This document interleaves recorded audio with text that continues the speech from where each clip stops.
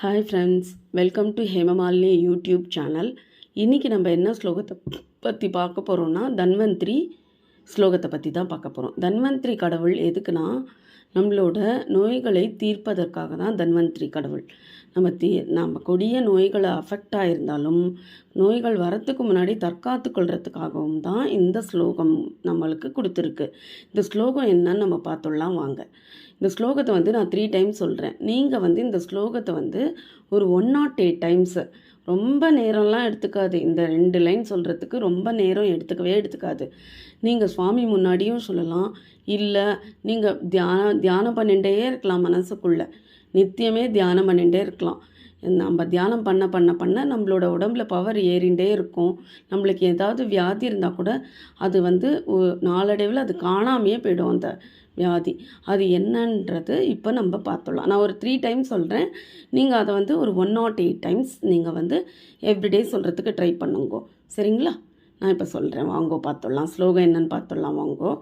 ஓம் நமோ பகவதே வாசுதேவாய தன்வந்திரியே அமிர்தகலசஹஸ்தாய சர்வாமய விநாசனாய திரைலோக்கிய நாதாய ஸ்ரீ மகாவிஷ்ணவே நமக.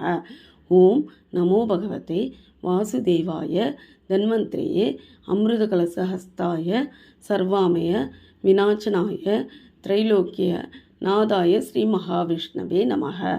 ஓம் நமோ பகவதே வாசுதேவாய தன்வந்திரியே அமிர்தகலச ஹஸ்தாய சர்வாமய விநாசனாய திரைலோக்கிய நாதாய ஸ்ரீ மகாவிஷ்ணவே நமக. இதுதான் ஃப்ரெண்ட்ஸ். இது நான் 3 டைம் சொல்லியிருக்கேன் உங்களுக்கு.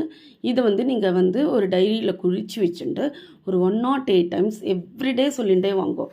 எவ்ரிடே நீங்கள் குளிச்சுட்டோ சொல்லிகிட்டே வந்தீங்கன்னா எந்த விதமான வியாதிகளும் கிட்ட நெருங்காது.